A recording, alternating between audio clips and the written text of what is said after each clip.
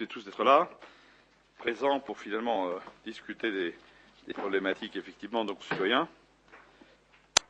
André Procuration, M. Steiner, à M. Zimny, Mme Stelmazik à Mme Gabrielle Pister, elle est là. Patrice Maire jusqu'à son arrivée à M. Perlin, Mme Galland à M. Brem, et M. Tlemceni à M. Funcheling jusqu'à son arrivée. J'ai le regret de vous rappeler le décès de M. Roger N, ancien adjoint et conseiller municipal, décédé le 17 janvier 2010, à l'âge de 85 ans. Au nom du conseil municipal, je renouvelle mes condoléances à sa famille et vous demande, comme à l'accoutumée, une minute de silence à sa mémoire.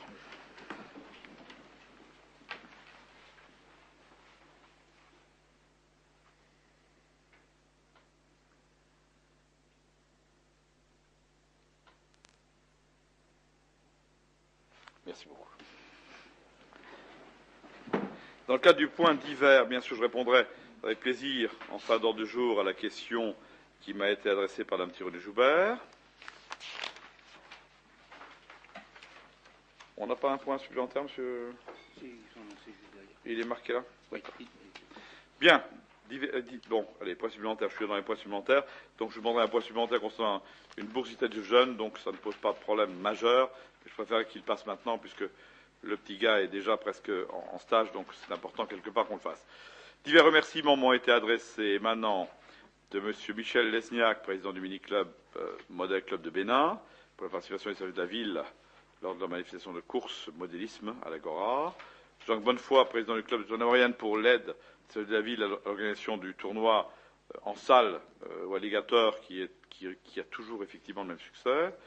Mario Messina, président de l'AVF, accueil des villes françaises, pour la participation des services de la ville lors du cocktail de bienvenue. Et Jean-Paul Rouanet, président de l'Office du tourisme, pour la saison des services de la ville, à l'occasion de la 4e édition de la marche gastronomique, qui a elle aussi connu un grand succès et qui finalement nous aide effectivement dans l'idée de voir un peu le tourisme se développer en matière gastronomique. Dans les points supplémentaires, on aura 2 points supplémentaires. Alors j'aurais préféré qu'il n'y en ait qu'un seul, mais bon a priori, les bourses jeunes, c'est facile. Les maisons illuminées, j'aurais préféré quelque part que ce soit pas en points supplémentaires, mais je demanderai au service de M. Steiner de bien vouloir, bien sûr, prendre généralement leur marque.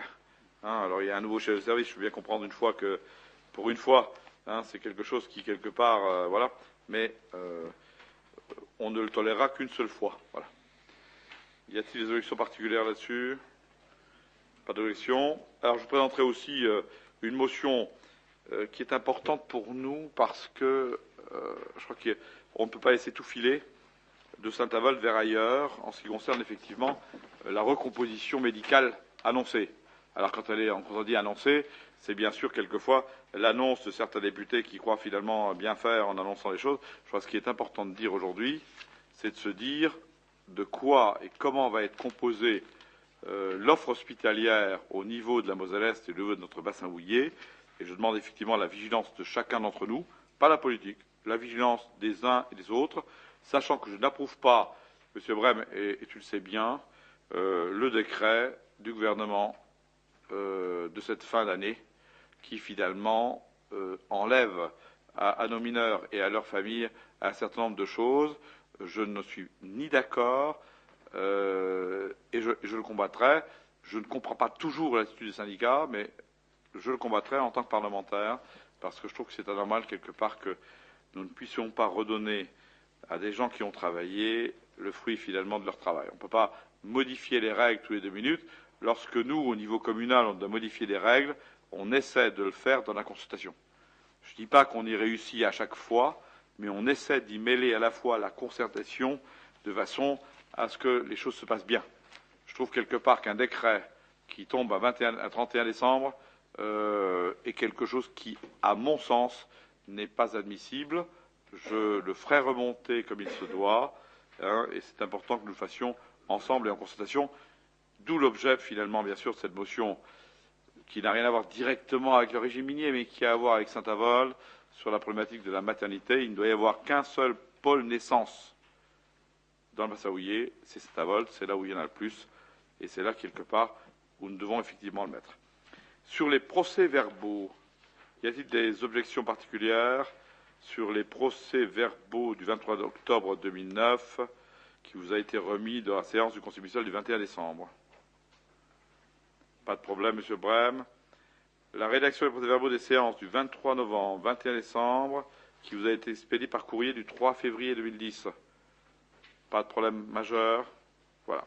Donc on fera passer tout cela au niveau de la signature et on mettra bien sûr les points supplémentaires à l'ordre du jour en sachant, et je le rappelle bien pour l'adjoint absent, que je souhaite finalement que sur l'environnement, nous n'ayons pas des points supplémentaires qui peuvent faire partie finalement quelque part de choses traditionnelles dont nous avons, à mon sens, l'habitude. Le point numéro 1 concerne bien sûr l'état civil et le crématorium avec la signature d'un avenant numéro 3 à la convention de délégation de service public de la crémation. Monsieur Gilling, vous avez la parole. Merci, monsieur le député maire. Lors de sa séance du 10 octobre 1996, le conseil municipal a approuvé les modalités du contrat liant la ville de Saint-Avold au gestionnaire du crématorium. Cette convention de délégation de service public pour l'exploitation du crématorium a été signée le 3 mars 1997 pour une durée de 15 ans à compter du 8 février 2000.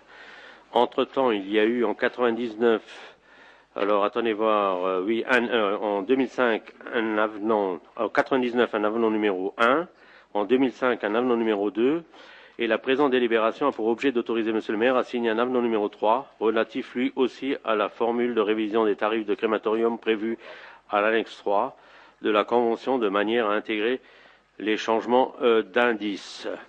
Donc vous avez le détail dans l'avenant derrière. Y a-t-il des questions? Qui est-ce qui est contre? Qui est-ce qui s'abstient? Je vous remercie. Merci. Nous passons effectivement à l'environnement, sous le point numéro 2, sur les forêts communales de Saint-Avold, avec la demande de l'Office national des forêts du bénéfice de la gestion forestière. Et je demande bien évidemment à Thierry Zimny de bien surveiller toutes les problématiques relatives à notre secteur, globalement parlant. Vous avez la parole, monsieur. Merci, monsieur le député maire. Donc, il s'agit de faire bénéficier du régime de l'ONF 2 parcelles qui sont encore sous un régime communal et de les faire bénéficier, gérées par l'ONF. Donc, ces 2 parcelles, c'est la 1987 et 88 sur les sections 47-4. Et donc, pour pouvoir faire bénéficier l'ONF, eh bien, il demande un extrait du plan cadastral, un extrait de matrice et une délibération de ce conseil municipal. Donc la ville a fait procéder au nettoyage de ces parcelles parce qu'elles étaient encombrées par quelques véhicules, on va dire. Et puis voilà, on vous propose d'acter cette décision. Y a-t-il des questions? Je remarque qu'on aurait pu annexer le plan des parcelles à la délibération. Et on l'avait dit. C'est rue des Acacias. Non, oui, ce qui est clair, moi, je souhaite finalement quelque part que tout se passe en toute transparence. Hein, moi-même, j'ai demandé à Melcher, c'est où Monsieur Melcher, ce qui est bien clair, hein, j'entends bien que les choses soient bien claires. Vous êtes le directeur général des services, je veux quelque part que les gens aient tous les éléments. Voilà. Alors, c'est rue des Acacias, je l'avoue, mais j'aimerais bien que tout le monde ait le plan. Lorsqu'on parle de gestion forestière, parce que finalement, c'est pas seulement de parler de gestion forestière, c'est finalement de se dire, c'est pas parce qu'on donne les choses à l'ONF qu'elles vont être mieux traitées que si on le faisait nous-mêmes. À partir de là, si on le donne à l'ONF, c'est que les commissions ont réfléchi, auquel cas je donne acte, même en l'absence du président de la commission, que la commission a bien réfléchi. Seulement une fois que la commission a réfléchi, c'est pas pour ça que tout va bien. Il y a le contrôle de la commission sur les affaires de l'ONF. Alors j'aimerais bien quelque part qu'il s'exerce aussi. Donc il est clair, je veux, M. Melcher, qu'on soit clair, les plans sont annexés systématiquement. Voilà, hein, on le répète. M. Denis, vous avez la parole. M. Brem a raison. Eh bien, on a pris acte. Y a-t-il d'autres questions? Bien, donc qui s'y oppose? Qui s'abstient? Merci. Ceci étant, hein, il est bien clair que j'aimerais bien qu'il soit noté dans la délibération ma recommandation que je souhaite claire en disant nous la donnons à l'ONF. Mais si finalement ils ne savent pas bien gérer les affaires, nous la reprendrons. C'est pas simplement par principe qu'on le file à l'ONF gentiment. Moi, j'aimerais bien quelque part qu'on ait une vraie maîtrise. Hein. Donc, je ne sais pas qui fait partie de la commission, mais j'entends bien que les membres de la commission aient leur droit de regard sur ce que fait l'ONF. Hein, je rappellerai très sympathiquement à l'ONF et à d'autres hein, des choses sur lesquelles j'ai jamais eu de réponse. Pour ceux qui fréquentent toujours Oderfan, vous avez dû voir quelque part qu'à un moment donné, on a mis des cailloux, de la caillasse, n'importe quoi. J'ai demandé à un moment donné pourquoi on a mis ça. Je suis encore aujourd'hui dans l'attente d'une réponse. Moi, député, pour vous dire finalement le peu de cas que peut faire l'ONF d'une demande d'un député. Ceci étant, lorsqu'on dit finalement on donne à l'ONF, j'espère que la Commission, ça donne mes consciences, a bien regardé les affaires, sachant qu'on peut prendre et reprendre. Voilà. Le point numéro 2 concerne effectivement les archives avec le classement, bien sûr, de l'Office de tourisme de Saint-Avold, dont nous n'avons qu'à nous féliciter Madame Bourmas. Donc c'est important quelque part qu'on puisse effectivement le faire, et je crois que vous transmettrez nos félicitations au président Ouanet. Vous avez la parole. Nous avons une assemblée, un conseil d'administration, pardon. Oui, alors comme vous le savez, notre office de tourisme de Saint-Avold est donc classé 2 étoiles depuis le 8 février 2000.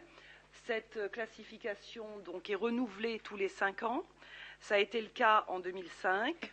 Donc nous sommes maintenant en 2010. Il convient donc pour nous de redemander, puisque en fait c'est une demande de la ville après avis de son conseil municipal, la reclassification, une fois de plus, donc en catégorie 2 étoiles. Donc je vous demanderai, après avis favorable donc de votre commission devoir de mémoire tourisme, d'autoriser monsieur le député maire à présenter la demande de classement auprès de l'autorité préfectorale. Y a-t-il des questions? Passe au vote. Qui est contre? Qui s'abstient? Merci. Merci Mme Bourmas. Point numéro 4 concerne le compte rendu des décisions prises par moi-même, finalement dans le cadre des articles précités. Monsieur Julling, tu as la parole. Merci, monsieur le député. Donc, conformément aux dispositions des articles L 2122-22 et L 2122-23 du Code général des collectivités territoriales, je vous rends compte des décisions prises en application de la délégation que vous avez accordée à monsieur le député maire par délibération du 3 avril 2008.21, reçue en sous-préfecture le 15 avril 2008. Donc, je ne vais pas vous lire donc tous les décisions qui ont été prises. Est-ce qu'il y a des questions, monsieur Brem? Je voudrais revenir sur le point 2 et le point 3 concernant les prêts pour l'acquisition du fameux parking de la Poste. Hein. Oui. Bon, on se retrouve avec un parking qui va nous revenir à 4 800 000 euros, d'une part. Bon, vous connaissez notre hostilité au rachat de ce parking. Au départ, les investisseurs auraient dû, eux, gérer ce parking. Bon, monsieur le maire, vous avez eu l'occasion de dire lors d'un conseil que personne ne veut gérer ce parking. C'est ce que vous avez dit. Personne ne veut le gérer. Juste, hein. Oui, vous l'avez dit. C'est noté, c'est acté dans un conseil municipal. Ah non, mais bon, alors nous, on va reprendre ce parking. Non, notre problème à nous, on prend un étage du parking, on prend ce qu'on a nous, on prend pas le parking. Oui, non, mais c'est pas avec nous là l'histoire. C'est une copro, à nos places. Oui, des places de parking. Alors, c'est des places de parking qui vont revenir à 30 000 euros la place. Hein. On s'est renseigné auprès d'autres collectivités. Au niveau de Metz, une place de parking revient entre 10 000 et 15 000 euros. Bon, à Saint-Avold, il faut payer la plus-value aux investisseurs. Hein. Alors là, mais si. Bon, mais même, alors ce qui est non, mais je continue. Ce qui est paradoxal, c'est que les investisseurs eux-mêmes, ils commencent à douter de l'occupation de leur parking. Parce que le dernier étage de ce parking va être transformé en bureau. Il y a eu un permis modificatif pour transformer le dernier étage en bureau qui seront loués par la suite au pôle emploi. Non, mais ça, il faut le savoir. Alors ils doutent eux-mêmes de la capacité de remplissage. Premièrement, nous sommes au point numéro 4 et je vous demande bien sûr, monsieur Brem, de bien vouloir bien regarder les choses. C'est bien dans le contexte. Alors, bien évidemment, il y a un contexte parking. Alors, dans ce parking, je veux qu'on soit bien clair, Jean-Claude Brem. Nous avons choisi finalement de se faire de parking pour sauver finalement, bien évidemment, le centre commercial de Saint-Avold, compte tenu d'eux. Lorsqu'on a pris ces décisions, c'était comme partout, il n'y avait pas forcément ni la crise ni autre chose. Elle n'a pas forcément bon dos parce que c'est pas ça qui concerne ceci ou cela. Je ne suis pas d'accord lorsque tu dis, parce qu'à force de dire cela, on finira par ne plus jamais avoir d'investisseurs nulle part, et tant pis, hein, pour Jean-Claude Brem et pour tous ceux qui font du négativisme, il faut à un moment donné qu'on se dise, nous avons trouvé un investisseur pour faire le parking. Ce parking est nécessaire dans notre centre-ville. À partir de là, nous y mettons et les moyens pour que nous puissions tous ensemble faire les choses. La chose nouvelle, M. Brem, elle n'est pas celle que vous dites toujours de façon très mensongère. La chose nouvelle, c'est quoi? C'est qu'entre-temps est intervenue une idée ministérielle, à mon avis sympathique, mais Jacqueline Kopp vous le dira, c'est de rassembler le Pôle emploi et la CEDIC. À partir de ce moment-là, Jean-Claude Brem, nous avions le Pôle emploi. Il était impensable qu'on mette la CEDIC ailleurs que là où il y avait le Pôle emploi. Et à partir de là, il est normal qu'à un moment donné, on s'interroge pour dire s'il faut mettre le Pôle emploi à côté de la CEDIC, gardons tout de même le Pôle emploi chez nous, essayons de faire une extension dans ce que nous pensions être un parking, pour qu'il y ait des bureaux, pour que le Pôle emploi plus la CEDIC puisse fonctionner d'une façon rationnelle. Je pense que c'est quelque chose qui est clair. Alors, vous pouvez vérifier tout ce que vous voulez vérifier. À l'heure où nous avons décidé le parking, on ne pensait pas qu'on avait décidé qu'on rassemblerait le Pôle emploi et la CEDIC. Parce que nous n'allons pas aussi vite que le président de la République sur un certain nombre de choses.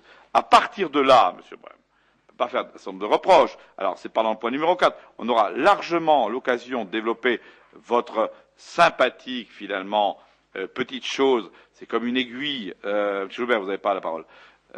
Sympathique, vous êtes arrivé, je vous remercie de vous montrer que vous êtes arrivé. Mais bon, c'est tout. Je réponds à M. Je réponds à M. Brem. Voilà. Donc, ce qui est bien clair là-dessus, hein, je regarde sympathiquement vos allusions sympathiques. Alors, vous gardez les allusions pour vous. Lorsque vous avez des preuves de choses, vous les amenez. Et lorsque vous avez des preuves de rien, vous essayez finalement de faire en sorte, comme beaucoup de monde, d'avoir une certaine cohérence. Être toujours un arguet-tout, comme vous avez l'habitude de le faire, M. Brem, pas vous, pas toujours vous, c'est pas la meilleure façon d'avancer dans une période de crise et sur finalement des défis qui sont les défis que nous devons les uns et les autres relever. Alors, je dis quelque part que je répondrai aux questions qui concernent le point numéro 4, je ne répondrai pas à d'autres questions. Ce qui est contenu dans le point numéro 4, est-ce qu'il appelle débat, M. Fuchsing? Non. Non, c'est un compte-rendu. Donc il n'y a pas, à mon avis, de débat sur les comptes-rendus. M. Melcher, vous me confirmez cela? Donc il n'y a pas de débat. Je vous fais un compte-rendu. Il n'y a pas de question, il n'y a pas de débat. Je fais un compte-rendu. Le débat se fera autrement, à d'autres moments. Donc il n'y a pas de parole sur les débats. Non pas que je ne veux pas le débat, j'aimerais bien qu'il y ait un débat, mais il n'y a pas de débat sur les comptes rendus. Donc il n'y a pas de parole sur les comptes rendus, donc il n'y a pas de débat. Voilà. On me confirme qu'il n'y a pas de débat sur les comptes rendus. Alors si finalement il y a débat sur les comptes rendus, si on me conseille mal, vous me le direz, mais il n'y a pas de parole sur les comptes rendus. Je vous ai répondu, M. Brem, je ne répondrai pas à d'autres questions. Point numéro 5 concerne la politique de la ville, la prorogation du contrat urbain de cohésion sociale. Mme Baudis, vous avez la parole. Merci, Monsieur le député maire. En effet, cette délibération nous propose donc de conclure une décision du président de la République et du Premier ministre qui ont décidé de proroger d'une année supplémentaire l'application des contrats urbains de cohésion sociale qui ont été conclus donc en 2007. Cette prolongation d'une année sera mise à profit en 2010 pour préparer dans les conditions qui feront l'objet d'instruction nationale les contrats qui succéderont au CUCS. Le programme prévisionnel des actions du Pays Naborien 2010 vous sera présenté lors d'un prochain conseil municipal. Nous savons que toutes les actions qui sont menées au titre de la politique de la ville sont pilotées par le chef de projet qui est missionné, financé par l'État à 50% et par les communes signataires à 50%. Après avoir pris l'avis favorable de la Commission des affaires familiales et sociales, de la Commission de la jeunesse, des sports, de la vie associative et de la Commission des finances, le conseil municipal décide l'adhésion de la ville à Saint-Avold à la prorogation du CUCS du Pays Naborien 2010 et le maintien du poste du chef de projet au CUCS du Pays Naborien et autorise le député maire à solliciter les demandes de subventions relatives au programme prévisionnel de ces actions. Y a-t-il des questions? Madame Tironi? Oui, je souhaiterais qu'il soit acté dans la séance de ce soir que les conseillers, que la conseillère municipale Thierry Joubert avait des questions à poser sur le point numéro 2, 3 et 4 vous le ferez par écrit. Du point précédent et que le député maire n'a pas cru bon devoir donner des explications, lui qui est pour la transparence. Point numéro 5. Donc je tiens à ce qu'il soit acté que dans cette séance, au point numéro 4, alors que nous demandions la parole pour avoir des éclaircissements sur des points, vous avez commencé à faire votre passionnariat. Vous avez refusé de donner la parole. Je suspends la séance pendant 3 minutes. Je suspends la séance pendant 3 minutes pour vous calmer, Madame Théo-Joubert. Vous ne savez pas vous calmer. Vous ne pouvez pas être demain quelqu'un de fiable. Vous ne savez pas vous calmer. Essayez finalement de prendre sur vous. Je suspends donc la séance pendant 5 minutes. De Madame Audis. Bien, y a-t-il des questions à propos de cette délibération? S'il n'y en a pas. Point numéro 5. Qui est contre? Qui s'abstient? Je vous remercie. Merci. Le point numéro 6 concerne le versement d'une avance sur subvention à l'association Arc-en-Ciel. Madame Pister, vous avez la parole. Merci, Monsieur le député maire. Donc, comme les années précédentes, il vous est proposé d'accepter pour 2010 le versement d'une avance à l'association Arc-en-Ciel, gestionnaire du multi-accueil, égal à 50% de la subvention attribuée en 2009, qui était 295 000 €, soit 97 500. La dépense est à imputer au chapitre 65-64, article 65-74 du budget à venir. Y a-t-il des questions? Qui est contre? Qui s'abstient? Merci. Merci, Madame Pister. Le point numéro 7 concerne le versement d'une avance aux associations sur subvention. À l'absence de Patrice Maire, Madame Speiss, vous avez la parole. À l'instar de ce qui a été fait les années précédentes, il est proposé à votre Assemblée de reconduire les dispositions passées en matière d'avance de subvention aux associations. Il vous est ainsi demandé d'accepter le principe de l'application de cette mesure en autorisation dès à présent pour 2010 le versement d'avance aux associations suivantes dans une limite maximum de 50% de la subvention 2009. Association Harmonie municipale de Saint-Avold, montant des subventions 2009, 47 000 €, avance 2010, 23 500. Association amicale du personnel municipal, fonctionnement des subventions 2009, 173 440 €, avance 86 720 €. Il sera bien entendu tenu compte de ces avances lors de l'attribution globale des subventions aux associations pour 2010. Les crédits seront prévus au budget primitif 2010. Décision du Conseil. Questions? Y a-t-il des questions? Qui est contre? J'avais juste une question. Est-ce que le personnel du CCAS bénéficie des avantages de l'amicale? Est-ce qu'il peut en bénéficier ou est-ce que c'est quelque chose d'indépendant? Alors, ce qui est clair, c'est que finalement, les gens du CCAS bénéficient presque au même titre de l'amicale d'un certain nombre de prestations, mais pas de toutes. Oui, parce que ce serait bien. Ouais. On essaie de faire, mais la problématique finalement du président amical, puisque c'est quand même le président de l'amicale, statutairement, c'est de dire il faudrait que le CCAS constitue lui-même une amicale. Alors, lors du tout récent conseil d'administration du CCAS, j'ai demandé à ce que le CCAS se rapproche des Rébambic, qui est le président, pour essayer de trouver une solution de façon à ce qu'on puisse harmoniser, je suis d'accord avec vous, les avantages des uns et les avantages des autres. Alors, sachez quelque part que les tickets resto, etc., ils ont tous droit.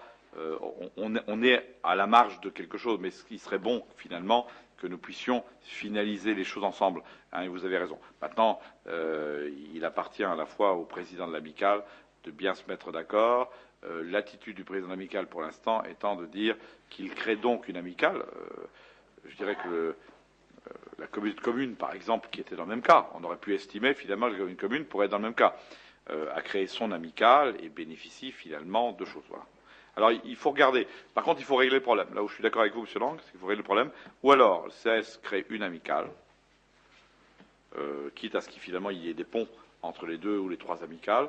Hein, mais il faut quelque part que les fonctionnaires qui sont d'un côté ou de l'autre puissent bénéficier finalement des mêmes avantages. Je suis assez d'accord avec vous et je vous rejoins sur cette préoccupation. Je ne sais pas si vous avez la parole. Qui est contre? Qui s'abstient? Merci. Merci. Le point numéro 8 concerne le versement toujours d'avance sur subvention vous avez changé les sports cette fois-ci. M. Zimny, vous avez la parole. Oui, merci Monsieur le député maire. Donc c'est toujours dans le même esprit, c'est le versement d'avance à différentes associations relevant du secteur jeunesse, sport et vie associative. Donc sur la base de 50% maximum du montant versé en 2009 et bien sûr sous réserve qu'ils aient fait une demande par écrit. Donc il y a 8 associations relevant du secteur sport qui respectent les conditions et il y en a 5 du côté de la vie associative. Voilà pour les montants qui vous sont indiqués dans le tableau. Sans oublier bien sûr la participation aux frais d'entretien pour les équipements sportifs et ça concerne le tennis club de Saint-Avold. Voilà, donc il vous est demandé d'autoriser le député maire à signer les conventions et à autoriser le versement d'avance aux associations selon le tableau donné. Y a-t-il des questions? Qui s'y oppose? Qui s'abstient? Merci. Merci. Le point numéro 9 concerne les archives avec le versement d'avance, bien sûr, sur la subvention 2010, l'Office de tourisme de Saint-Avold, que nous trouvons formidable. Monsieur Hockey, vous avez la parole. Donc je ne vais pas faire le perroquet, il s'agit du même problème, ou plutôt de la même solution. Donc on vous propose de verser 50% de la subvention 2009 à l'Office de tourisme, soit 50 799,50 €. Y a-t-il des questions, des oppositions, des abstentions? Merci. Merci Monsieur Hockey. Le point numéro 10 concerne l'environnement, avec une demande de subvention sur quelque chose de sympa, l'Odyssée de l'eau. Alors, ne vous étonnez pas de voir quelque part noté finalement un sous-marin terrestre. Si le sous-marin ne va pas dans l'eau, c'est qu'il est forcément terrestre. N'y voyez pas finalement de mal donne. Madame Tepper, vous avez la parole. Merci Monsieur le député maire. Donc, dans le cadre de la semaine du développement durable qui aura lieu du 6 au 10 avril, donc le service environnement souhaiterait mettre un programme de sensibilisation sur l'eau. Donc l'association Artica, qui est soutenue par la Fondation Nicolas Hulot et l'Ifremer, pourrait mettre à disposition les éléments pédagogiques sous forme d'un bus itinérant relatif à l'univers aquatique sous-marin. Donc le Nautilus, c'est le fameux sous-marin terrestre, donc qui va comporter diverses animations pédagogiques. Donc on a le descriptif à disposition. Donc le point, c'est d'autoriser donc Monsieur le maire à solliciter auprès des diverses entités la participation financière susceptible d'être accordée pour la réalisation de ce projet. Y a-t-il des questions? Oui, on a juste une idée du coût de l'opération. Oui. Donc pour 4 jours d'intervention, donc on a le détail exhaustif entre les animateurs, le sous-marin qui fait 13 mètres de long et 4 mètres de haut, etc., etc. On aurait un coût global donc sur 4 jours tout compris qui serait de 9 732 €.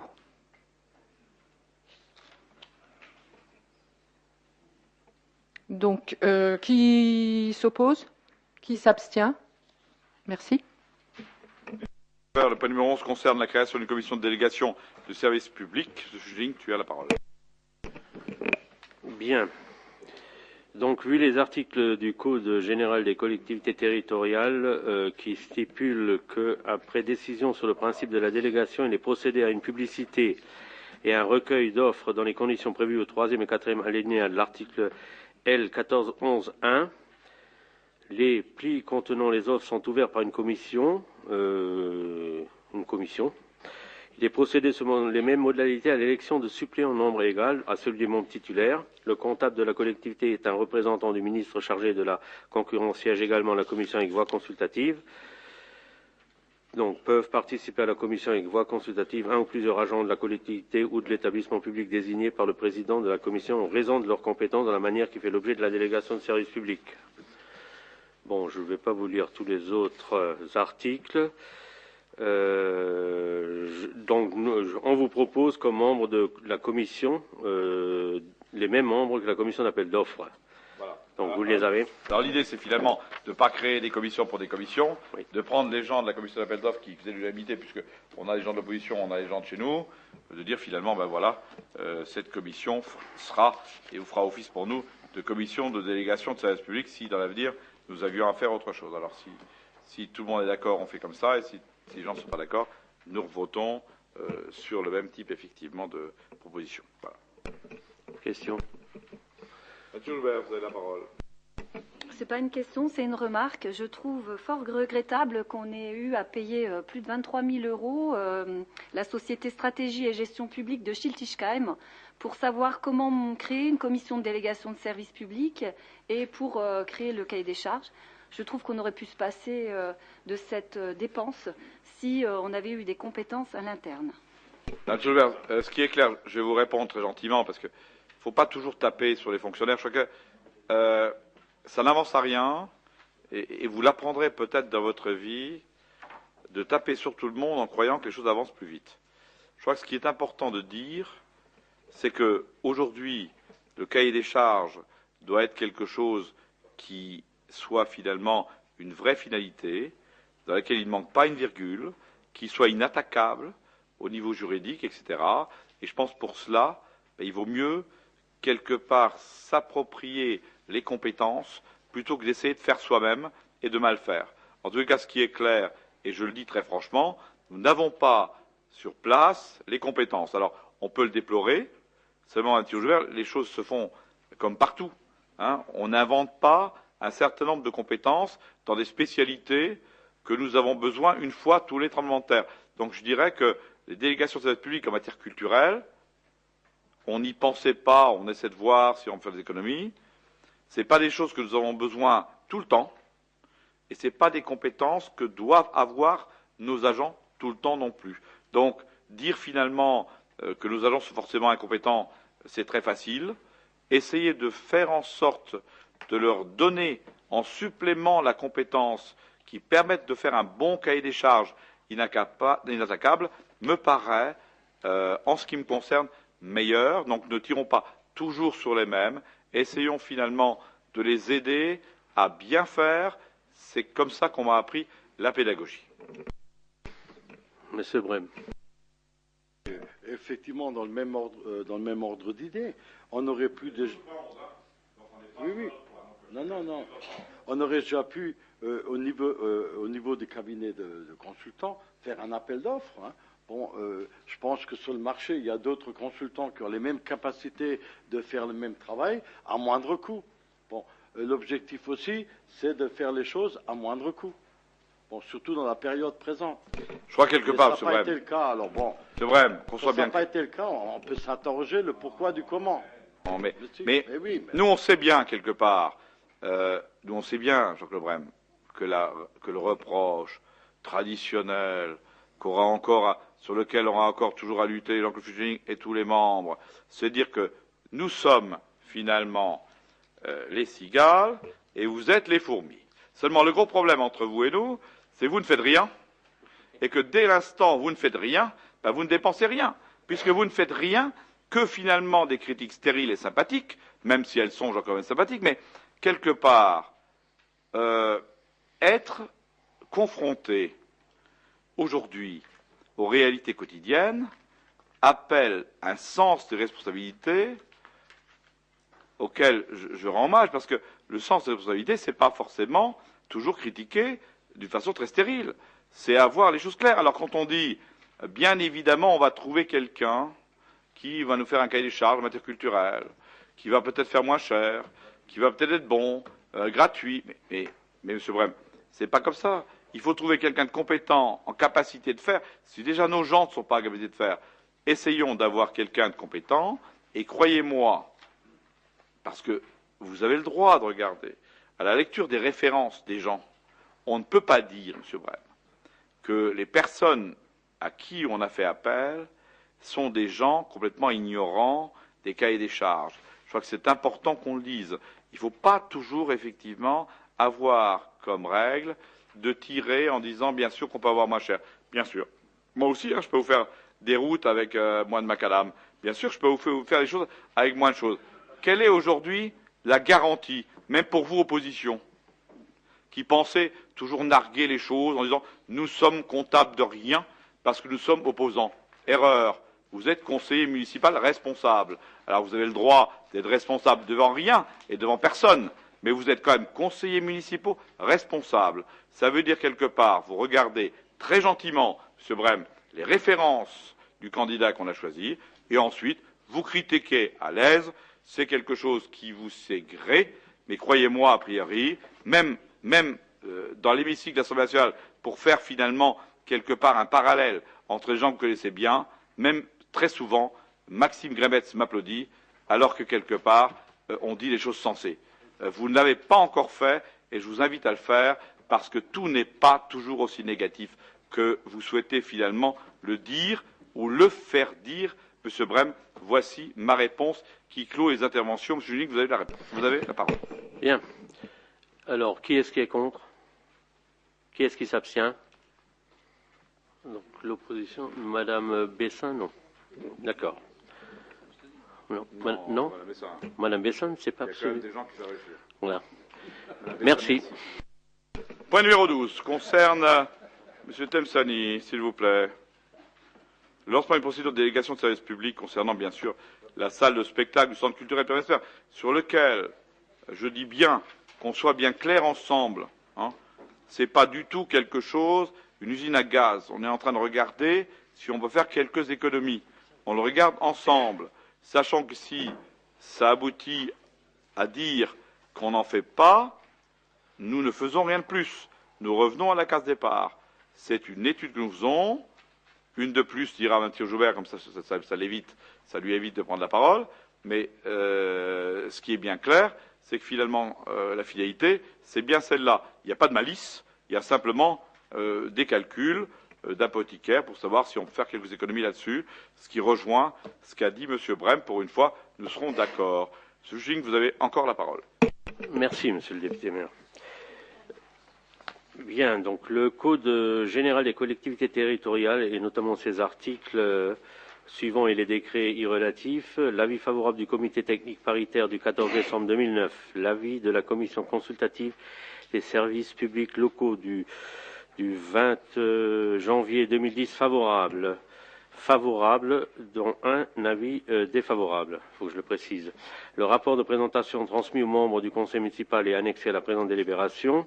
La délibération précédente, numéro 11, considérant que la salle de spectacle du centre culturel Pierre Mesmer est actuellement gérée en régie directe, que la ville de Saint-Avold souhaite déléguer la gestion et l'exploitation de la salle de spectacle à compter de la saison 2010-2011 afin de confier la programmation culturelle à un délégataire susceptible d'offrir une programmation de qualité, variée et accessible au plus grand nombre d'usagers et d'optimiser les coûts et modalités de gestion de la salle, que la délégation de ce service public par voie d'affermage permet à la ville de Saint-Avold de s'appuyer sur les compétences techniques et les moyens d'un professionnel qui assurera l'exploitation du service à ses risques et périls et développera une démarche commerciale tout en lui permettant de conserver le contrôle de la gestion et de l'exploitation. Aussi, il vous est proposé d'adopter le principe d'une procédure de délégation de service public pour la gestion et l'exploitation de la salle de spectacle du centre culturel Pierre Mesmer à compter du début de la saison culturelle 2010-2011 pour une durée de 5 ans par voie d'affermage, selon les modalités du rapport de présentation ci annexé. 2. D'autoriser Monsieur le député maire à engager et à conduire la procédure de mise en concurrence et de dévolution du contrat de délégation publique de la dite salle de spectacle conformément aux articles L 1411 et suivants du Code général des collectivités territoriales et au décret y relatif. Question. Monsieur le député maire, est-ce que les mercredis après-midi, vous allez parfois avec votre petite fille à la salle Truffaut au cinéma? Je crois quelque part que je vais avec ma petite fille partout, d'accord? Ça veut dire quelque part que la salle Truffaut ne m'est pas inconnue, comme ne me sont pas inconnues, je pense que toutes les salles de spectacle ou pas de spectacle, des choses. Alors, vous voulez en venir à quoi, M. Joubert? Dans votre malice sympathique, je vois vos yeux briller, dites-moi. Non, mais je vous posais cette question parce que mercredi, oui. Lorsque je m'y suis rendue, oui. J'ai eu envie de pleurer quand j'ai traversé oui. les différents étages et que j'ai vu les infiltrations d'eau oui. qui s'écoulaient sur le plancher de bois, oui. avec donc aucun récipient pour récolter l'eau, donc le plancher qui se soulevait. Oui. Depuis longtemps d'ailleurs. Est-ce que le directeur est en congé? Ça fait déjà 8 ans. Est-ce qu'il n'y a personne ici qui est capable de déposer un récipient pour éviter justement que l'eau ne s'imprègne, que tout le plancher ne se décolle? J'ai eu envie de pleurer parce que je me suis dit un minimum. Vous avez pleuré. Même si on peut vous avez pas. fait les larmes. du Non, théâtre. si on ne peut pas engager des grosses Vous réparations auriez pu au niveau de la remplacer Marc de toiture, Mercadier, on peut qui n'a quand pas même- été très sympathique l'autre jour au théâtre. Non, mais Vous auriez pu la remplacer. je veux dire, c'est malheureux Non, de vous laisser avez ce raison. bâtiment se dégrader à ce point-là. Attendez. Madame Thier-Joubert. On va refiler un délégataire, un Non, bâtiment qui est en non, piteux non, état, non, et on va non. devoir faire les travaux. Alors attendez, Madame Thier-Joubert, simplement, qu'on soit bien clair ensemble, et je pense qu'on n'est pas très loin de constater les mêmes choses. Quand je vous dis depuis très longtemps qu'il faut faire un certain nombre de travaux dans le centre culturel, et je pense que Jean-Michel Chambil confirmera qu'on a fait déjà un certain nombre de travaux pour faire en sorte que le centre culturel, qui a déjà de l'âge aujourd'hui et qui n'a pas eu finalement l'entretien qu'il était en droit d'attendre, puisse évoluer favorablement, je pense que je vous rejoins. Qu'il puisse y avoir quelques infiltrations, c'est l'affaire de services techniques, ils le font généralement bien, et je pense que là, il n'y a pas de souci majeur. Aujourd'hui, ce qui nous importe, c'est pas finalement de rénover le centre culturel, parce que vous le savez, et je l'ai dit publiquement et dans les comptes rendus, je compte faire du centre culturel une salle à vocation départementale. Un petit clin d'œil à votre ami Fabrice Boucher, pour que quelque part, quand il est dans l'hémicycle du Conseil général, il puisse aider véritablement la commune de Saint-Avold en disant est-ce qu'il pourrait y avoir une salle à vocation départementale, est-ce qu'on pourrait quelque part faire des choses globales pour avancer dans ce domaine. J'en ai parlé au président depuis longtemps. Vous savez très bien, même si le département est un département bien géré, que finalement les fonds manquent partout et que ce n'est pas très facile. En tous les cas, ce qui est bien clair, le projet pour nous est très clair, faire du centre culturel une salle à vocation départementale d'au moins 2000 places. Ça, c'est clair en termes effectivement d'engagement, ce qui nous permettrait bien sûr de rénover les choses.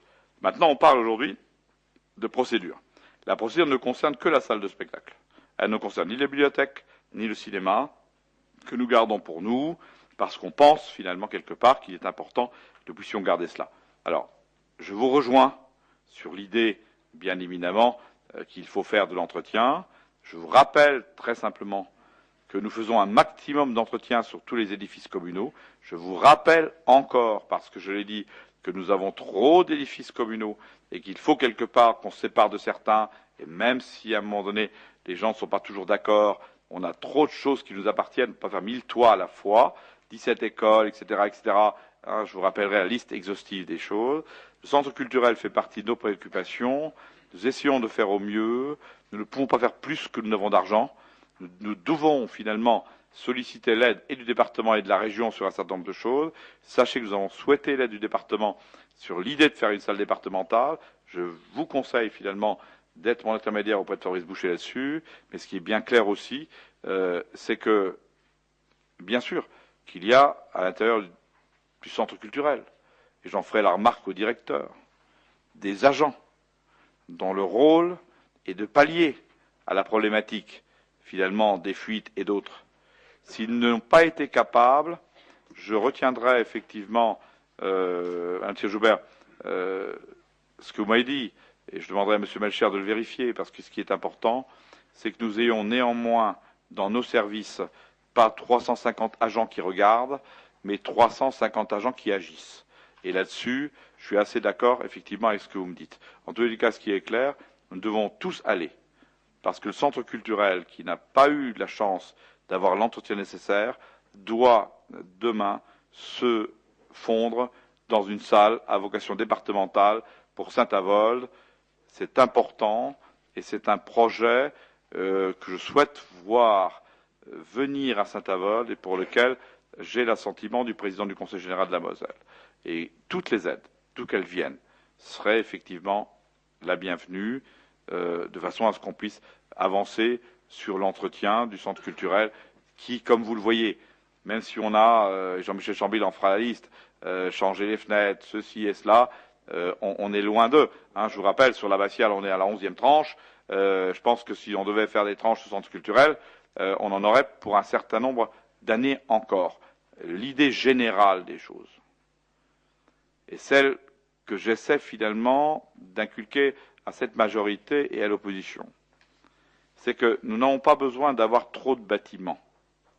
Il faut simplement que nous ayons des bâtiments que nous sommes capables d'entretenir régulièrement, de façon à ne pas arriver à des fuites, effectivement, dans la salle de cinéma. Nous essaierons finalement, M. Joubert, de donner satisfaction. En tous les cas, ce qui est clair, c'est que je vérifierai, M. Joubert, les choses d'une façon très exhaustive et vous aurez des réponses très claires sur ce qui a pu se passer mercredi au cinéma. Moi, j'y vais peut-être par temps sec, mais toujours est-il quelque part que vous y allez par les temps mouillés, tant mieux. En tous les cas, ce qui est clair, c'est que je crois que notre cinéma, il est important qu'on y aille, parce que c'est notre salle de cinéma et elle présente toujours, je dirais, des films au maximum des possibilités, mais des films intéressants. Mais après, en ce qui concerne l'entretien, c'est vrai que ce n'est pas toujours ce que l'on souhaiterait, mais on essaie de trouver des solutions. M. Brem, vous souhaitiez parler. Dans le cas présent, bon, on n'est pas en train de parler des bâtiments, alors que bon, il y aurait peut-être beaucoup de choses à dire sur l'entretien. Non, on parle du CAC, on parle de la gestion de la salle de spectacle, pour gérer l'animation du CAC. Bon, oui, non, mais d'accord. Bon, alors là aussi, il y a quand même des choses surprenantes. Hein. Bon, on va le délégataire de service, bon, qui prendra possession des lieux, peut-être, bon, prendra. Non mais attendez, non,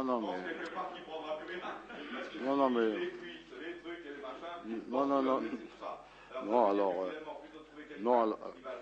oui, non mais je m'inquiète pas, vous trouverez vite quelqu'un. Je m'inquiète pas. Oh, Jean-Claude, bravo. Là, je m'inquiète pas. Vous allez vite trouver quelqu'un. Oh, bon, mais merci. Je voudrais revenir sur la problématique de la location. Il y a 1650 mètres carrés. C'est ça, bon, c'est les chiffres qu'on m'a donnés. Bon, je fais confiance à ceux qui m'ont donné les chiffres.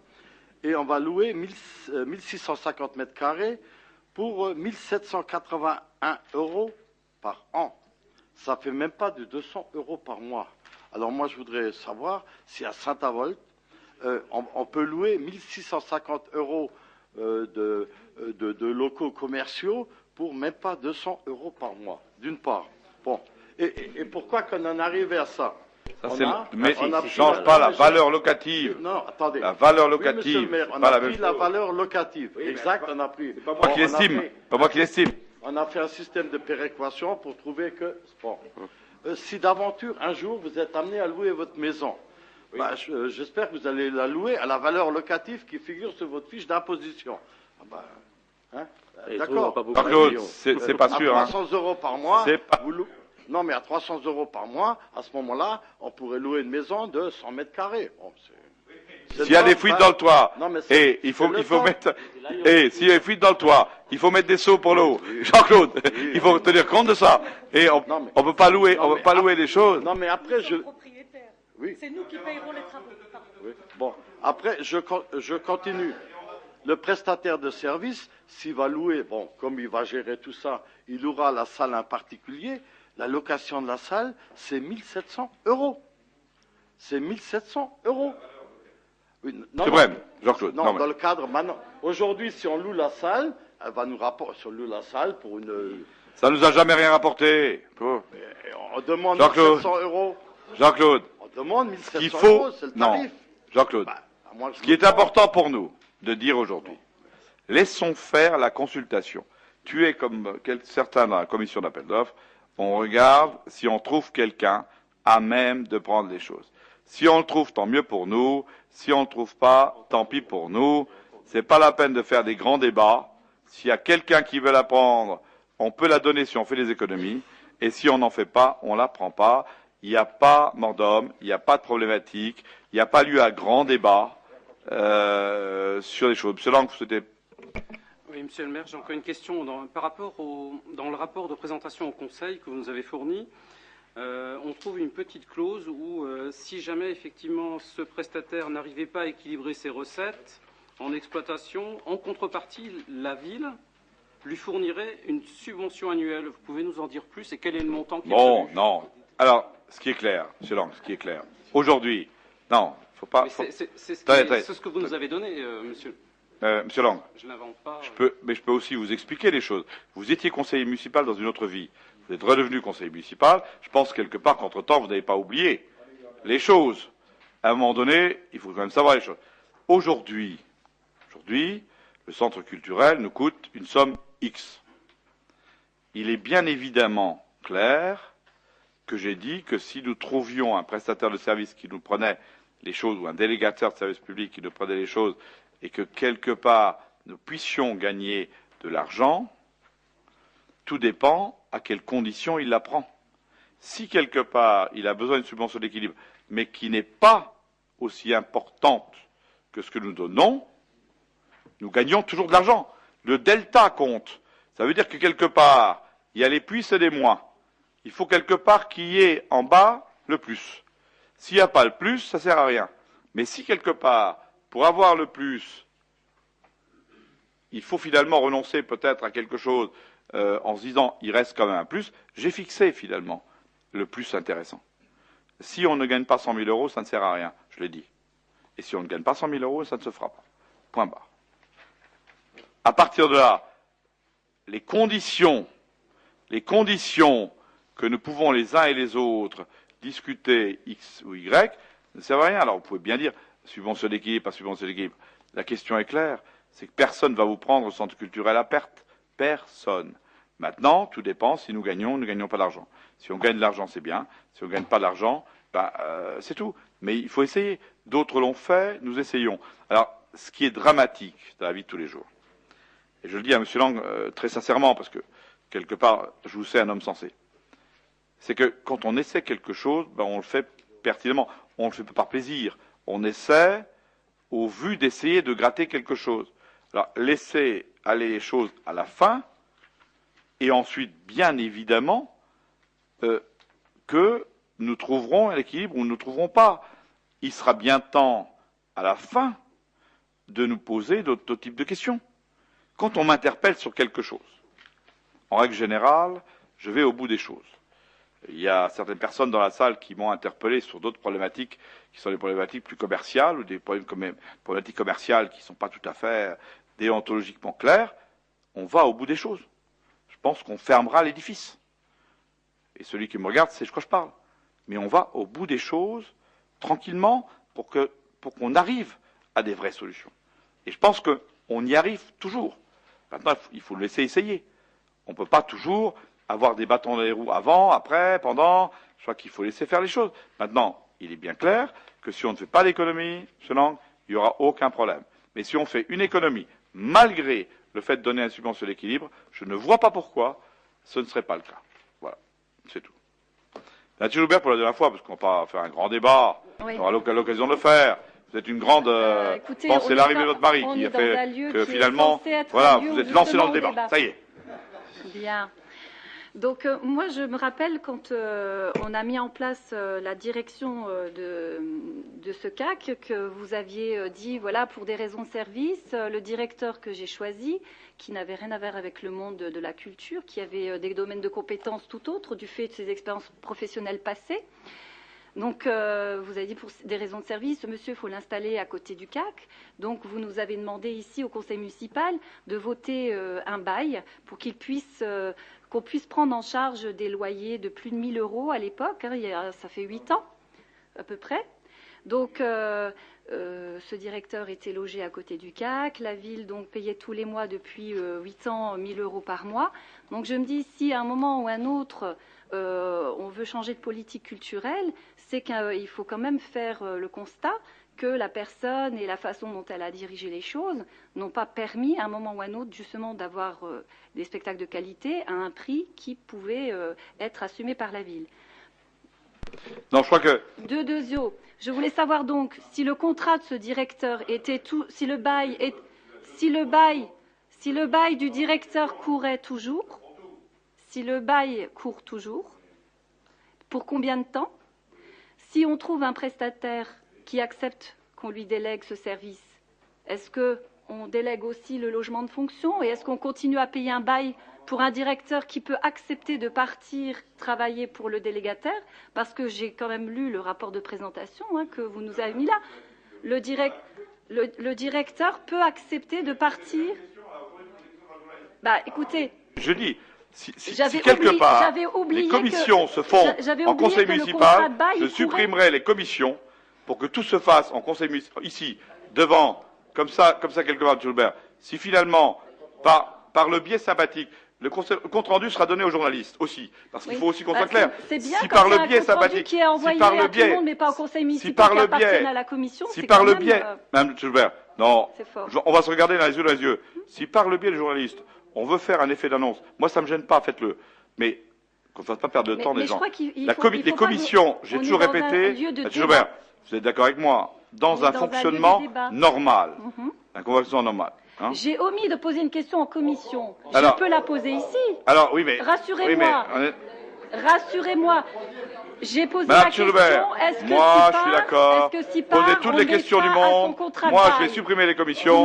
Comme ça, tout le monde posera les questions en réunion plénière. Sauf que la ville s'est engagée dans ce contrat de bail. Monsieur Gilbert, est-ce que vous permettez de répondre? Garde le logement, oui ou non? Est-ce que vous permettez de répondre? Combien de temps? Monsieur Gilbert, alors je donnerai. Monsieur Gilbert, pour que vous n'ayez pas la primeur de faire toujours des annonces sympathiques aux journalistes, moi je suis aussi capable de leur donner les éléments de réponse. Donc là, ce qui est donné en commission sera de journalistes. Comme ça, vous êtes tranquille. Il n'y a pas toujours vous qui finalement profitez sympathiquement de taper la majorité parce que. Les gens, c'est clair. Je ne vais pas faire comme l'Assemblée nationale où quelque part on va pénaliser les gens qui ne viennent pas en commission. Ce qui est important de dire, c'est que les commissions sont là pour finalement nous donner des avis qui sont éclairés sur ce qu'il faut faire. Lorsqu'on a discuté tout à l'heure de l'environnement, du sous-marin, de plein de choses comme ça, on a fait confiance, et en général je fais confiance finalement à l'avis des commissions parce qu'ils ont le temps de discuter ensemble. Rien n'est finalement occulté aux commissions pour que finalement nous puissions avoir des débats de fond intéressants. C'est intéressant ce que vous avez dit finalement sur les éléments du cinéma et d'autres. Mais on ne peut pas revenir toujours sur la même chose. Alors, pour répondre à vos questions, c'est pour ça que vous n'aurez pas la parole parce que je ne peux pas commencer à donner la parole à tout le monde, sinon on est là encore jusqu'à minuit. C'est pas l'idée d'un conseil municipal qui dure 3 mois. Madame Galland, vous ne l'aurez pas plus que cela. Monsieur Joubert, je réponds à Monsieur Joubert. Ce qui est clair, c'est de dire les choses suivantes. Vous avez posé des questions, je vais essayer de répondre. Si ça rejoint ce que Madame Galland veut et ce que cet avis veut, vous me permettrez finalement de ne pas vous donner la parole. Si ça ne rejoint pas, vous me reposez la question. Si c'est la même, je ne répondrai plus. Ce qui est bien clair, vous laissez répondre, Madame Galland, quand même. Mais vous me laissez quand même répondre. Voilà, merci Madame Galland. Je suis très content, quelque part, que vous soyez aussi respectueuse, finalement, des réponses du maire dès qu'on l'interpelle. Je pense que le plus attaqué, c'est toujours moi. Alors, de grâce, laissez-moi tout de même me défendre. Je crois que, quelque part, c'est un peu normal. Alors, vous me posez une question à M. Joubert qui est claire, tout en regardant M. Kigulski, je crois que c'est important. C'est de dire, est-ce qu'on a fait le bon choix sur le directeur du centre culturel? Je peux vous affirmer aujourd'hui, qu'hormis peut-être cette représentation de Marc Pécadier qui a été controversée il n'y a pas si longtemps, mais pour peut-être une raison d'âge, peut-être quelque chose qui est peut-être différente de ce que nous pouvons attendre. En tous les cas, ce qui est bien clair, c'est qu'aujourd'hui, je peux dire avec fierté que si nous n'avions pas eu, Mme Joubert, ce directeur du centre culturel-là, nous n'avons pas eu et la programmation que nous avons, et quelque part, le succès que nous avions au centre culturel. Alors, bien évidemment, en commission, j'ai soulevé un certain nombre de choses pour que finalement, ce qui est apparu peut-être comme une faiblesse sur l'histoire du théâtre de l'autre jour, que ça ne se passe pas, j'exige désormais. Et je demande aux gens des commissions de bien l'enregistrer, que l'on voit tous les spectacles avant de les mettre en saison culturelle. Je répète bien, j'exige qu'on voit tous les spectacles avant de les mettre en saison culturelle. Non pas, finalement, que je méfie des choses, mais bien sûr que un acteur de théâtre peut être bon, je dirais, à tel jour et peut-être mauvais tel autre. Mais je réitère ma confiance au directeur du centre culturel. Alors, bien évidemment, bien sûr, un directeur du centre culturel, ça coûte de l'argent. Je rappelle simplement, M. Joubert, vous pouvez avoir la fiche de paye du directeur du centre culturel. Vous verrez très bien et vous pouvez comparer très sympathiquement, et je vous invite à le faire, avec la paye du directeur du centre culturel de Frémin-Valabag, d'Amnéville, etc., etc., et vous verrez.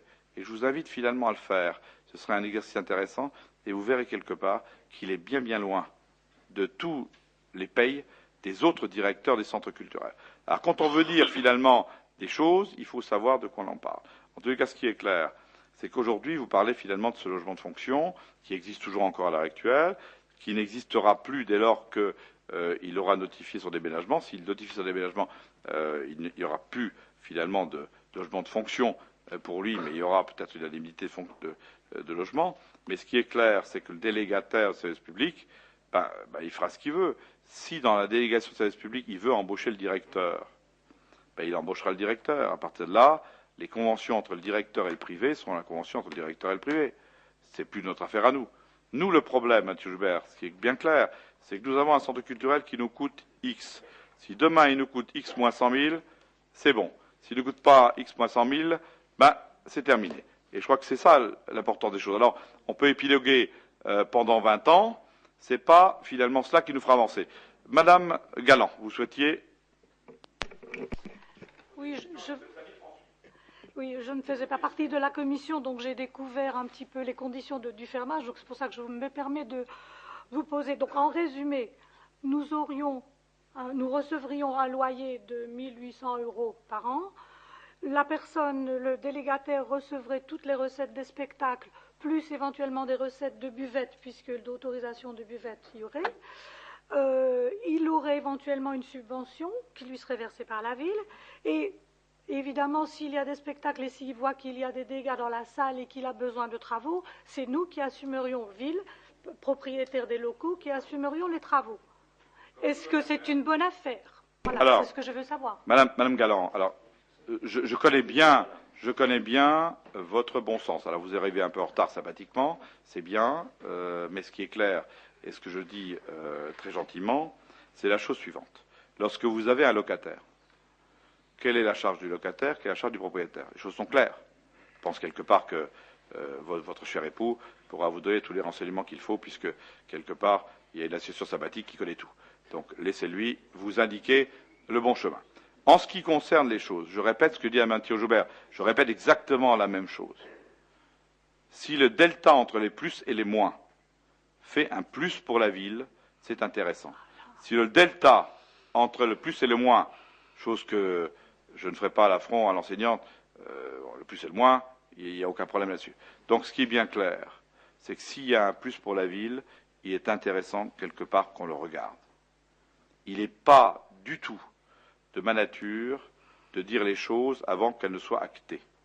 Ce qui est clair, c'est qu'on fait un appel d'offres, on regarde ce qui se passe, et si finalement la commission d'appel d'offres donne son aval, je pense que M. Brem est dans la commission d'appel d'offres avec M. Boulanger, s'il y a un plus pour la ville, il y a un plus pour la ville. Est-ce que vous savez, Madame Galland, vous qui savez tout, qu'est-ce que nous payons pour le centre culturel? Qu'est-ce que coûte le centre culturel aux contribuables? Dites-moi un peu. Donnez-moi un chiffre. Dites-le moi, mais de toute façon... oui, mais attendez, vous savez tout, alors dites-moi. Il coûte quoi, le centre culturel? Je n'ai pas dit que je savais tout, je vous pose une question. Ah, bon, d'accord. Et je veux dire qu'en lisant les conditions de l'affermage je vous ai répondu. présentées là, je ne vois pas quel est notre intérêt, excepté qu'on n'aura plus les programmations, mais on ne recevra plus rien et on devra payer des réparations. Oui, mais tout, Madame Galland, est-ce que quelque part, d'une façon très sympathique, parce que je sais que vous êtes une femme sensée, si on prouve par A plus B que ça coûte moins cher à la ville, est-ce que vous serez pour ou vous serez contre? En tant que conseiller municipal, une question que je vous pose, moi cette fois, si on prouve par A plus B que ça coûte moins cher à la ville, serez-vous pour ou serez-vous contre? Tout dépend si on ne perd pas en qualité de programmation, tout dépend ce qu'on fait de ce local. Voilà. Si vous voulez, il n'y a pas suffisamment de renseignements dans ce Bien, programme. donc on va attendre l'appel d'offres gentiment et on va essayer de faire. Seb Sali souhaitait poser une question, c'est une question, je lui réponds, sinon non. Non, monsieur le député maire, c'était juste au niveau du logement du directeur. Vous avez répondu et je suis content de votre réponse. Merci. Bien. Monsieur Fuchsing, vous avez toujours la parole. Oui, merci. Alors, qui est-ce qui est contre? L'opposition? Qui s'abstient? Je vous remercie. Merci. Le domaine avec la cession d'un terrain situé en bordure de la rue Victor Demange. Pardon. Oui. Je fais donc une interruption de séance le temps que la police... Monsieur Thiercy, vous me faites venir la police. Il y a interdiction pour les gens d'être là. Donc je fais donc évacuer le public. Donc, pour que tout soit bien clair, l'article 17, pour que les choses ne se renouvellent pas, l'article 17 est le suivant. Séance à huis clos, sur la demande de 3 membres ou du maire, chose que j'ai faite. Le conseil municipal peut décider sans débat, la majorité absolue des membres présents ou représentés qui sont réunis à huis clos. Donc, je vous pose effectivement la question sur ces décisions. Qui est contre? Qui s'abstient? Merci. Donc, nous terminerons cette séance sympathiquement à huis clos. Non pas du tout que les choses me dérangent, mais ce qui est important, c'est que nous devons finalement, dans cette enceinte-là, préserver et réserver les droits qui sont les droits à l'information et finalement les droits qui sont les vôtres et même les membres d'opposition. Et croyez-moi, j'y suis très attentif. Mais je n'aime pas quelque part qu'on mette des banderoles dans la salle. Souvenez-vous, lorsqu'on a eu la problématique du conservatoire de musique, les gens sont restés corrects. Je pense qu'ils l'ont fait en bas. Ils ont respecté finalement cette enceinte. Je crois qu'il faut respecter ce conseil municipal. Il est fait des membres d'opposition que je respecte. Il est fait finalement de membres du conseil municipal élus démocratiquement. Je pense qu'il est important, quelque part, que nous puissions avoir, nous aussi, la possibilité finalement de faire des choses dans les règles de l'art. Bien, nous étions au point numéro 13. Le foncier, M. Bernard, vous avez la parole. Merci, Monsieur le député maire. Donc, le 23 octobre 2009, nous avons décidé de céder un terrain communal situé en bordure de la rue Victor Demange au profit des époux Lionel Dine. Alors, le délai de signature de l'acte de vente était fixé au 31 décembre 2009 à la demande des acquéreurs. Et cette date n'a pas pu être respectée, de sorte que Maître Alter, notaire chargé de la vente, a sollicité sa prorogation. En conséquence, la Commission des affaires immobilières vous propose de reporter le délai de signature au 28 février 2010, en précisant que tous les autres termes de la délibération du 23 octobre 2009 sont maintenus. Y a-t-il des questions? Pas de questions? Qui est contre? Qui s'abstient? Une abstention, donc la délibération est adoptée. Merci. Le point numéro 14 concerne bien sûr le projet de dissolution du syndicat interhospitalier Unisanté Plus et la fusion du centre hospitalier de Forbach. Donc je crois que ce qui est important de dire aujourd'hui, et vous l'avez dans votre délibération, c'est que ce que nous voulons tous, à la fois pour Hospitalor et pour Unisanté, c'est qu'on n'enlève pas des choses ici chez nous pour finalement les emmener du côté de Forbach. Et je crois que aujourd'hui, et vous le voyez dans les considérants, je pense qu'il nous faut refuser ce qu'on veut faire effectivement à l'heure où on parle de plateau technique unique, mais on ne l'a encore pas vu. Ce qui est important de dire, c'est qu'on refuse finalement la fusion entre Unisanté, Saint-Avold, Forbach, parce qu'on risque effectivement de perdre un certain nombre de choses. Parallèlement, et ça rejoindra la motion que je ferai pour Hospitalor, et je pense que Dominique Lang pourra nous en dire quelque chose, je pense que les restructurations hospitalières, quelles qu'elles soient, ne doivent pas déshabiller Saint-Avold pour habiller Forbach. Et à partir de là, je vous demanderai finalement, après peut-être avoir l'avis de M. Lang à la fois sur les deux, parce que je pense que les deux sont liés. On va voter à la fois la motion qu'on souhaitait voter sur le maintien de la maternité de l'Hospitalor à Saint-Avold, parce que je pense que cette maternité est exemplaire. Je crois qu'elle a été citée comme étant la 11e maternité de France dans le Figaro Magazine pour tous les efforts que font l'ensemble des gens d'Hospitalor. Je crois qu'aujourd'hui, Hospitalor, on le sait tous ensemble. Hein, et puisque c'est le huis clos, tant mieux, autant en parler. On sait très bien aujourd'hui qu'Hospitalor, c'est 12 millions d'euros de déficit. On sait très bien quelque part que la Carmis, après 5-6, Dominique Blanc me dira si je dis des bêtises, et que Unisanté, c'est au moins 5 et 6. Donc il est clair que par rapport à cela, nous devons sauver les hôpitaux de chez nous. Parce que de chez nous, c'est finalement du personnel, c'est finalement une proximité, et on ne peut pas laisser partir les choses d'ici vers Forbach ou d'ici vers ailleurs.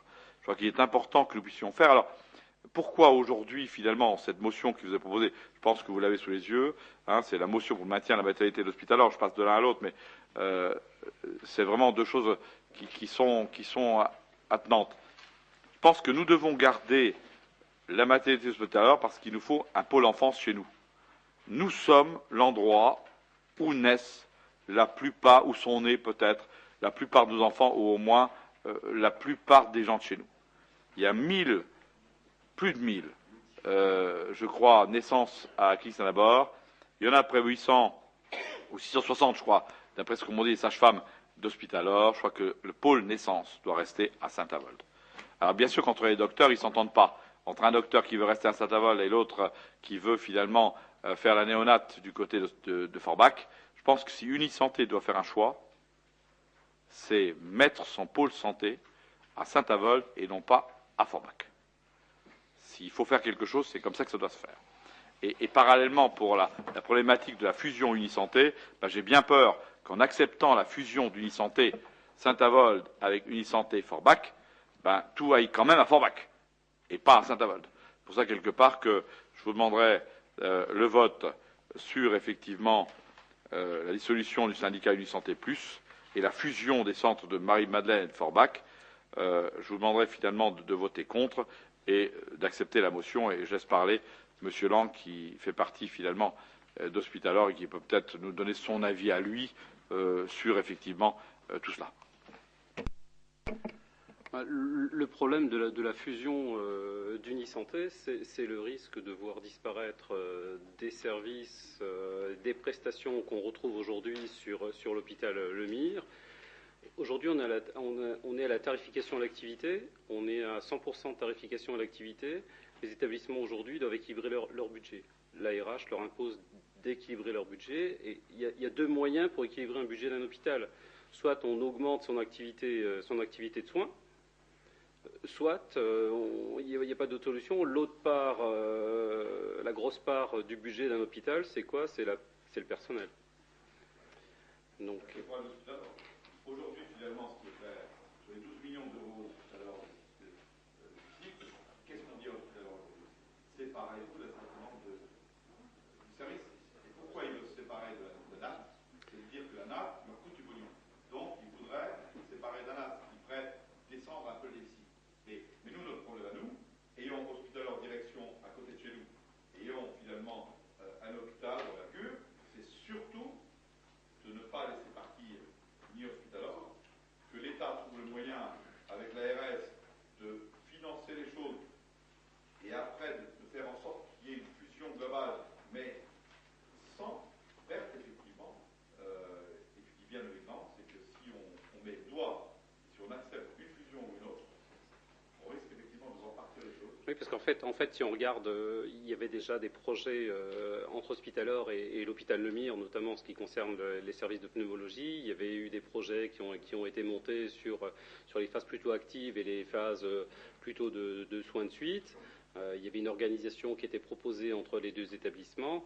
A priori, si le projet de fusion d'Unisanté Forbach et Saint-Avold se fait, je pense que le directeur de Forbach va plutôt préférer attirer les services vers son établissement et ainsi augmenter son activité.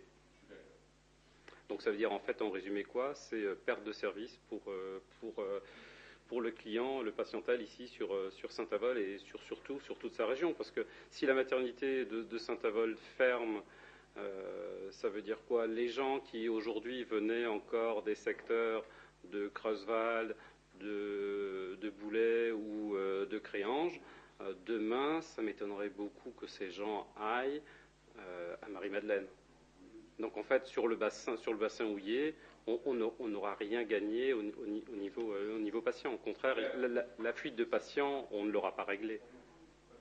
Je suis assez d'accord. Surtout quelque part, quand on regarde, il va y avoir. Alors ensuite, on nous dit plein de choses sur le développement durable, la taxe carbone. Est-ce que c'est en emmenant tous les gens de Saint-Avold à Forbach, on va améliorer les choses, on va faire la taxe carbone et on va faire des déplacements? Je crois qu'il est important aujourd'hui qu'on soit unis et opposition à l'autorité sur l'idée de garder le maximum de choses à Saint-Avold.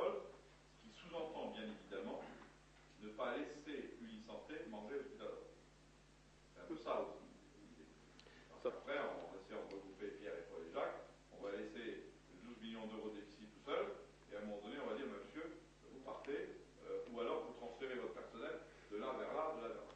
Donc, je fais à la fois un vote conjoint sur le point numéro 14 et sur la motion, pour que finalement, nous puissions garder tout cela à Saint-Avold et vous bien évidemment les positions Ce que je souhaitais signaler encore, et en fait c'est l'investissement de tout ce personnel de maternité pour créer vraiment un service de qualité. Il se distinguait des autres maternités en assumant et en donnant des prestations qu'on ne retrouve pas dans d'autres établissements. Ils sont investis dans un projet qualité qui s'appelle IHAB. Donc c'est une prestation de qualité au niveau c'est un label au niveau des maternités. Ils étaient sur le point ils étaient vraiment en phase finale. Ils allaient le présenter là au courant de ce premier semestre. Et là aujourd'hui, tout est remis en question. Je suis d'accord, et je pense quelque part qu'on doit faire fond là-dessus, donc il n'y a pas de problème. Donc sur le point 14, sur la motion qui va avec une motion sur le maintien de la maternité d'Hospitalar, qui est contre, qui s'abstient, je vous remercie de vous ajouter. Le point numéro 15 concerne bien sûr une soirée humanitaire au profit d'Haïti. On dit une soirée humanitaire au profit d'Haïti, j'ai quand même une pensée, et j'ai demandé au CCAS de bouger un peu pour nos victimes un petit peu de l'incendie de Dourdal. Parce qu'on a beau penser à Haïti, il faut aussi penser un petit peu à ce pauvre boulanger qui finalement, quelque part, dans l'incendie, a perdu beaucoup de choses. Bon, il va mieux, le gamin va mieux, j'ai pris un peu de nouvelles, donc la femme, tout ça va bien. Il pense reconstruire vite, ou remettre en état sa boulangerie pour que finalement il puisse reprendre une activité. Hein, c'est vrai quelque part qu'ils ont tout perdu, mais je rends hommage à la solidarité des gens de Dourdal. Et j'ai demandé au CCAS de faire preuve de la même solidarité envers ces gens, parce qu'on a beau parler d'Haïti, il faut d'abord aussi s'occuper de nous. Hein. Enfin, on va toujours parler d'Haïti, mais là, chez nous, c'est important quelque part qu'on ait une véritable solidarité envers ces gens, et on fera tout ce qu'on peut pour que finalement, quelque part, les choses avancent pour eux aussi. Je crois que c'est important qu'on puisse le faire. La Vista, vous avez la parole. Merci. Donc, nous avons tous été touchés par ce qui s'est passé à Haïti, effectivement, au mois de janvier.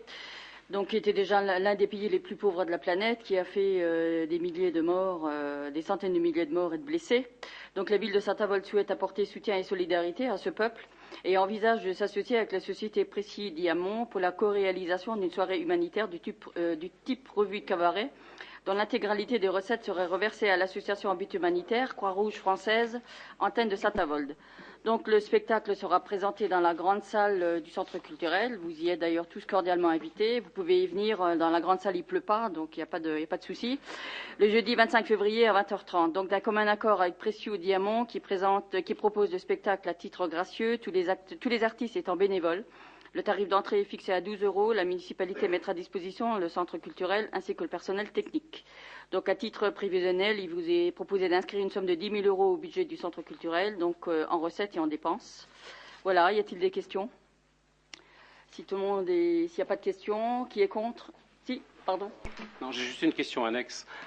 Dans le cadre de la future hypothétique délégation, c'est des genres de manifestations qu'on ne pourra plus faire, puisqu'en fait on aura droit, si je ne me trompe pas, juste à 6 spectacles, et dans ce cas-là il faudra... On les choisira bien.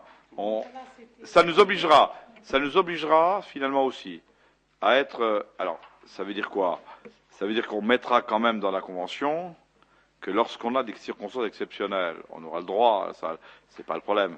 Hein, on ne va pas finalement, quelque part, ne pas le faire. Mais je crois que ce qui est important, c'est qu'on puisse à la fois répondre à ces préoccupations-là, qui n'arrivent fort heureusement pas toujours, mais il y aura toujours circonstances exceptionnelles. On aura toujours la salle, ça c'est pas de problème. Mais ça nous obligera aussi, en disant il y a 6 fois la salle par an, à ne pas mettre 50 000 choses. Bon, ça nous aide aussi finalement à être plus ordonnés. Je crois que c'est pas mauvais. Donc qui est contre, qui s'abstient? Merci. Alors sur le point supplémentaire 1 dont va nous parler M. Zimny, on parle bien sûr de l'environnement. Alors vous direz bien à M. Bourren qu'il est nouveau, c'est bien, mais voilà, qu'il ne me loupe pas les conseils municipaux. Oui, merci M. le maire. Effectivement, il y a eu un petit raté au niveau des services, je le confirme. Bon, enfin, c'est un point qui est un point récurrent, qui concerne effectivement le concours des maisons illuminées, qui participe, je dirais, à l'embellissement de la ville, avec qui a lieu chaque année, avec deux catégories, celle pour les maisons et jardins et l'autre pour les balcons et fenêtres. Donc ce concours est en fait un partenariat avec la Casa Energis et la ville de Saint-Avold et correspond à la distribution de 36 prix, 5 grands prix, 14 prix d'une centaine d'euros et 17 prix d'encouragement de 50 euros. Donc les prix en fait sont sous forme de bons d'achat auprès des commerçants de la ville. Donc on vous propose en fait ici d'accepter les conditions d'attribution du bon d'achat aux lauréats, étant entendu bien sûr que l'ensemble des crédits, les 1 000 euros de la ville, sont inscrits au budget primitif. Y a-t-il des questions, Monsieur Lang? Oui, une petite question. Pourquoi 36 prix? Est-ce que c'est comme chez Jacques Martin, tout le monde a gagné Bon, parce que finalement, je crois qu'on fait un rapport quand même dans la commission entre le nombre de participants. Ouais, c'est un peu ça. Tu vois, si finalement, allez, si on a 50 participants, on fait 10 prix, quoi. Si on a 300 participants, on essaie de faire une trentaine de prix. Bon, on observe aussi chaque année que ce sont souvent un peu les mêmes. Ce sont souvent un peu les mêmes qui participent. Oui. Ils ont compris un peu Je souhaiterais prendre la parole. Enfin bon, ça fait partie du. Attendez, deux secondes, un après l'autre. Voilà. C'est parti. Je souhaiterais prendre la parole puisqu'en fait j'ai participé et j'ai arpenté les rues de la ville durant cet hiver glacial pour aller voir les maisons illuminées. Et c'est vrai que pour participer, il faut s'inscrire. Et effectivement, je me suis rendu compte, après on avait discuté avec René Steiner, c'est que pratiquement tout le monde a eu un prix parce qu'il y a peu de gens qui s'inscrivent finalement. Donc voilà la réponse. Finalement, c'est un encouragement. Ça veut dire que tout le monde a un prix. On veut encourager. Bon, il faut quand même essayer de faire en sorte que tout le monde n'ait pas un prix. Sinon, c'est plus un concours.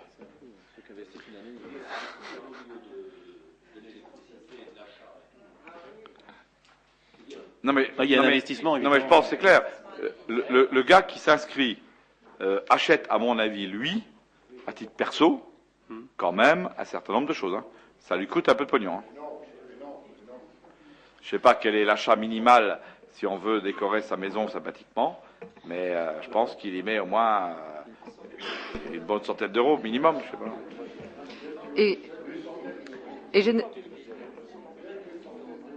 Et je souhaiterais ajouter, je ne sais pas si vous avez été voir les maisons illuminées dans certains quartiers, je veux dire, c'est vraiment Hollywood.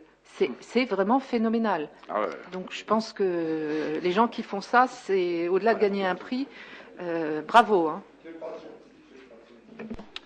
Donc c'est parti. Y a-t-il d'autres questions? Donc convaincre. Donc on passe au vote. Qui s'y oppose? Qui s'abstient? Merci. Merci pour effectivement. Alors, je réponds à la question qu'a posée Thierry Joubert, même si elle n'est pas là. Ah, il y a un point. Ah, les bourses initiatives. Oh là, vite fait, allez. C'est au 10. Numéro 10, point supplémentaire. 2. Oui, voilà. J'espère quelque part que maintenant les choses arriveront plus vite. Alors pourquoi les points sub sur les bourses initiatives? Parce que finalement, l'échec des participants nous arrive toujours 2 jours avant, et qu'à partir de là, dès qu'on a déjà un mec qui paye, c'est bien. Donc on est très content. Voilà. Voilà, c'est présenté au conseil municipal, donc le dossier qu'a présenté Mélard Alexandre pour sa poursuite d'études. Il est en 4e année à l'ENIM, et c'est un projet donc qui lui tenait à cœur puisqu'il souhaitait découvrir une université au Canada, l'université de Waterloo, afin de découvrir un peu la façon de travailler sur les lieux et puis parfaire en même temps son anglais. Donc il part 18 semaines du mois de janvier au mois d'avril, et la participation donc du partenaire était de 500 € de la part de Transport Veolia, des transports Veolia. Donc nous vous proposons de participer à la hauteur de 500 € pardon pour la ville de Saint-Avold. Y a-t-il des questions? Qui est contre? Qui s'abstient? Je vous remercie. Je réponds donc à la question de M. Joubert qui concernait. Alors, qu'est-ce qu'elle m'a fait comme sympathique question? Un immeuble a été construit à côté de l'hôtel de ville. Une partie de l'immeuble est située en face du parking de la mairie abrite une agence immobilière. Le constructeur de cet immeuble a débordé sur l'emprise communale. Au cours d'une commission de l'urbanisme, nous avons soulevé ce problème. L'adjoint en charge de l'urbanisme, Chambil, on parle de toi.